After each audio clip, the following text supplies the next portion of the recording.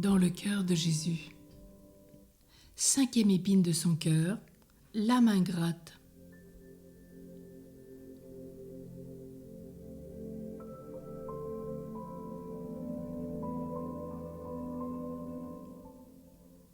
Un jour, saint François d'Assise, le front pâle, les yeux pleins de larmes, la voix étouffée par des sanglots, se mit à parcourir les villes et les campagnes de l'Ombrie en s'écriant « L'amour n'est pas aimé, l'amour n'est pas aimé ».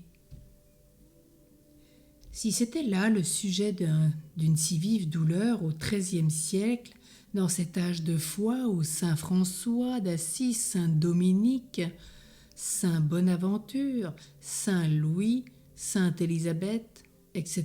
répandaient tant de bien autour d'eux, quel accent faut-il trouver et quelles larmes faut-il verser pour déplorer les ingratitudes du monde moderne envers le cœur si aimant de Jésus? Écoutez ces plaintes. Voilà le cœur qui a tant aimé les hommes et qui en est si peu aimé. Quelle désolante vérité! Combien d'âmes, en effet, ne connaissent pas la tendre et généreuse charité du cœur de Jésus pour elles? Comptez-les si vous le pouvez. Combien d'autres en ont quelques connaissances et ne sont pas plus fidèles à le payer d'un juste retour? Oui, rien de plus commun que l'ingratitude, et c'est bien saint Bernard de Clairvaux qui nous dit que l'un des graves péchés, c'est cette ingratitude. Combien cette nouvelle et terrible épine dut ensanglanter le cœur de Jésus. Nous pouvons en juger par les paroles qu'il adressa à sainte Marguerite Marie Alacoque. Il dit « Ce qui m'est beaucoup plus sensible que tout ce que j'ai souffert dans ma passion, ce sont les ingratitudes des hommes, et non que des froideurs et des rejets pour tous les empressements que je leur montre à leur faire du bien. » Noire ingratitude. Qui ne te déplorait du fond de l'âme? Qui ne répandrait des larmes de sang à la pensée que toutes les marques de la tendresse de Jésus-Christ deviennent, par l'effet de notre insouciance et de notre méchanceté, le sujet des plus grandes douleurs de son cœur adorable? Comme la reconnaissance est un des caractères distinctifs de la dévotion au Sacré-Cœur, nous devons faire en sorte de ne passer aucun jour sans rappeler à notre mémoire les bienfaits que nous avons reçus de Dieu. Création, conservation, appel à la foi, sacrement, cœur de Jésus, grâce particulière, etc. Faisons plus. Remercions Dieu de toutes les faveurs dont il nous aurait comblés si nous avions été plus fidèles, de toutes celles qui nous préparent. Remercions-le pour tout ce qui nourrit de ses bienfaits.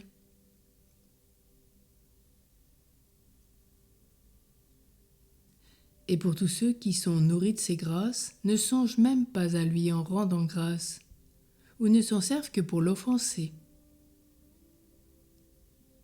Rendons grâce pour toutes les grâces auxquelles nous ne correspondons pas. La reconnaissance est la vertu des âmes nobles et généreuses, le plus sûr moyen d'attirer de nouveaux bienfaits. Car la grâce, l'action de grâce, attire la grâce. L'ingratitude, au contraire, en tarit la source. On était en pleine terreur de 1871, captifs dans la prison de Mazas. Les otages de la commune se préparaient à offrir à Dieu le sacrifice de leur vie. Ils ne cessaient de redire au ciel et à la terre « Venez donc, Seigneur Jésus !» Il leur fut répondu « Oui, voilà que je viens. » En effet, tout à coup, les portes s'ouvrirent, les prisonniers ne sortirent pas, mais Jésus entra. Une femme généreuse à laquelle sa double qualité d'américaine et de protestante donnait une liberté que d'autres auraient vainement réclamée, apportait au confesseur de Jésus-Christ une petite boîte renfermant plusieurs hosties consacrées qu'un prêtre lui avait secrètement remises et bien recommandé. Quelle joie, quelle consolation pour nos chers prisonniers. L'un d'eux écrivait « Je ne suis plus seul, j'ai notre Seigneur pour hôte dans ma petite cellule. Je me crois au jour de ma première communion. Je verse des larmes de joie. Mon Dieu, que vous êtes bon. Qu'il est vrai que la miséricorde de votre cœur ne sera jamais démentie. Que d'actions de grâce ne devons-nous pas à la personne généreuse qui nous a procuré tant de bonheur. Nous ne cessons de prier pour elle et nous souhaitons que le don qu'elle nous a fait lui soit rendu à elle-même, surtout au jour des épreuves. Le 24 mai sonnait l'heure du départ pour le ciel. Munis du viatique sacré, Jésus dans le cœur, les saints otages allaient cacher leur vie dans le sein de Dieu.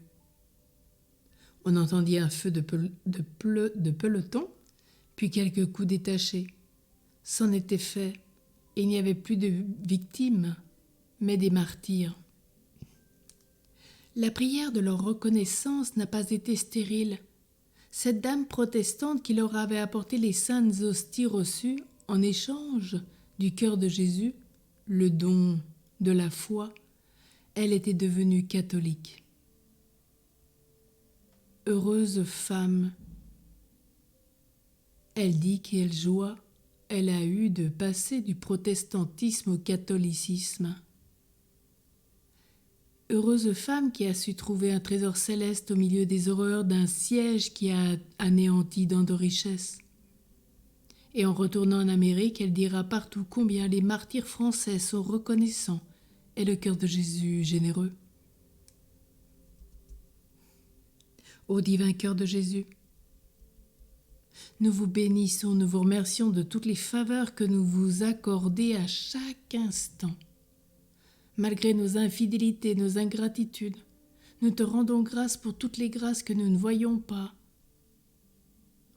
ou celles que nous avons vues et que nous n'avons même pas remerciées, mais aussi de toutes celles que tu as comblées, nos proches, nos parents, nos amis, nos bienfaiteurs. Nous te referons en retour leur action de grâce, de toutes les âmes ferventes, de celles de la Sainte Vierge, des saints. Sans cesse, nous pourrons dire avec le prophète, louez le Seigneur parce qu'il est bon et que sa miséricorde s'étend de siècle en siècle. Ô Jésus, donne-nous ton cœur si aimant. Nous l'offrirons à ton Père et il acquittera pleinement la grâce de notre gratitude. Oui, Jésus, aujourd'hui, nous voulons te redire merci à chaque instant.